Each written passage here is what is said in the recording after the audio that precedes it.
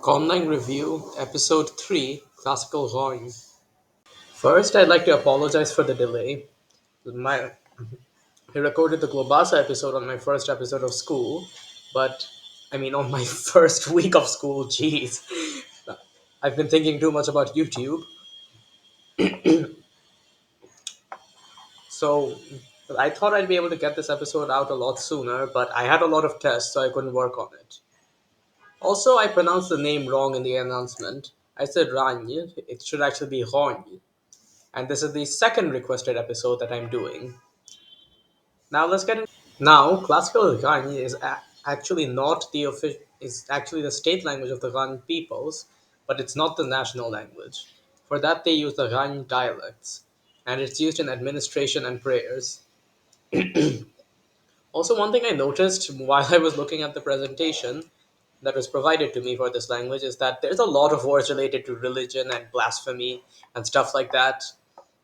I need to know more about this. This is very interesting. The consonants of classical Khanyi are m, n, ñ, ng, b, d, g, g, f, s, sh, h, r, ts, ch, w, y.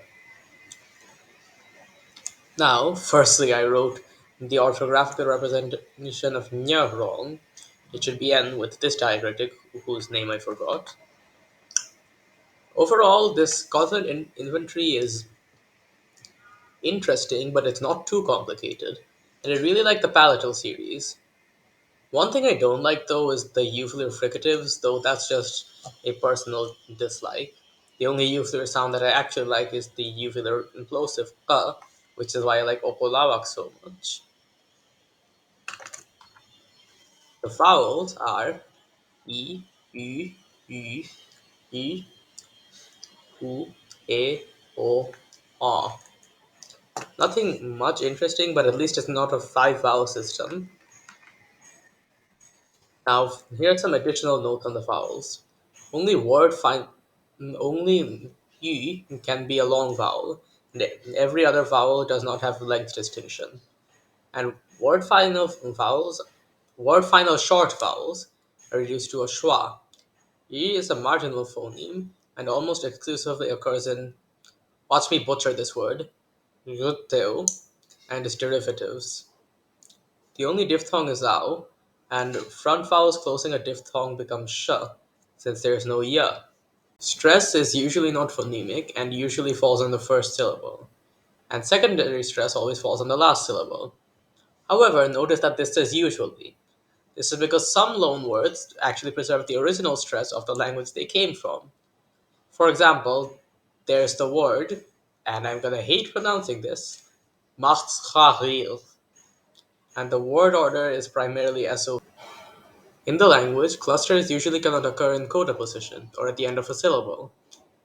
In words where such a cluster occurs or might occur, the coda consonant switches position or metathesizes with the vowel. For example, the word pnuche is cognate with the Cimmerian fondija, I believe that's how it's pronounced. As you can tell, the F is probably correlated to the sound P in classical Hoyne, and the N metathesized. However, there are exceptions to this, and possessive pronouns can also create codas. You might look at all the exceptions to the vowels and the stress and the phonotactics and say that this language is messy. Well, guess what? A natural language is supposed to be messy, and all the messiness just helps to make the language feel alive. The script in classical Hanyu is written from bottom to top, and it is cursive like the Arabic script. The sound ya is written as L and then the letter for sh because there's no letter for ya. I really don't like the bottom to top decision. Won't it make more sense to just write it top to bottom? However, this isn't really a major thing. It's sort of minor. I just feel like bottom to top doesn't make as much sense since the majority of real world languages use a top to bottom writing system if they choose a horizontal writing direction. On to the nouns. Nouns in classical conjugate for case, definiteness, and possession, though not for number, and there are four different conjugation patterns. I think that this is actually a really good decision. This is a good way of making your language unique without making it too unnaturalistic. In classical Ghanaian, there is no distinction between nouns and adjectives, and one can usually be used as another. This might be reminding you of the Globasa episode.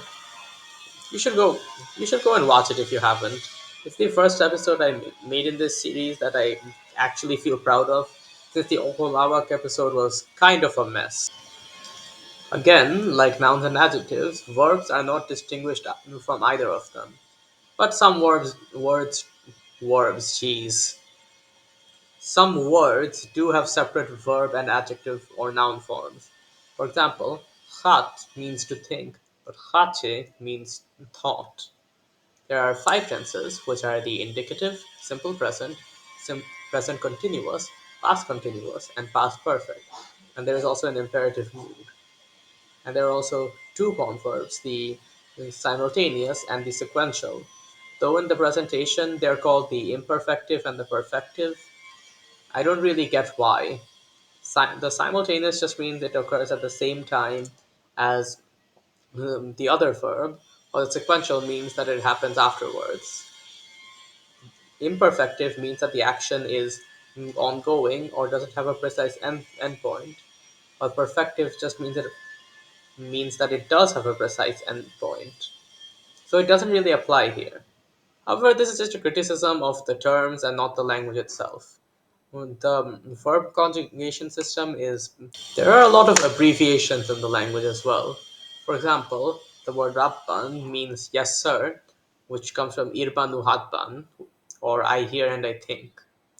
There are also many words of death, a lot of which are religion and heresy related, which definitely isn't disturbing or cult like at all. Some of the funnier ones, in my opinion, are Undur, which is death by falling off your horse, and Khembur, death for not letting the prophet sleep with your wife. Yeah, definitely no cult like vibes. None at all. I forgot to mention this in the introduction, but I'd like to thank Gloviak2 on Reddit for suggesting this Conlang. He was the person who created it after all. And I just forgot to mention him in the introduction. And I'd like to get this episode out today, so I just shoved this in here. So, in summary, I'm actually very impressed with classical Ghanaian. I do have some criticisms of it, but those ones are very minor. The grammar is not is complex, but it's not so complex that I want to tear my head open and rip out my brain. And the same goes for the consonants as well. The inventory is fascinating, but it's not too complicated. And at least it doesn't use a five vowel system. Five vowel systems, I really only like when they're used sparingly or in international auxiliary languages. God, I hate the word auxiliary. So, now let's move on to ranking this language and see if it beats Okolawak. Okay, so this is the list. Okolawak is the only language on it. Now, Okolawak is created by Biblaridian, who I do have a lot of respect for, and he makes possibly some of the best conlangs that I've seen on YouTube. So, classical Gonye really has some tough competition here. So, I should stop saying so. Do I think it's better than Okolawak? Yes, I do. I like classical Hornium better than Okolawak, which makes it the best Fiklang that I've reviewed so far. I'm sorry, I'm the one who makes the rules here. This is my show, and I believe that it beats Okolawak. Biblaridian will have to face his redemption later on. Thanks for watching, and subscribe if you want to see the next episode, or if you just like my channel in general. Goodbye.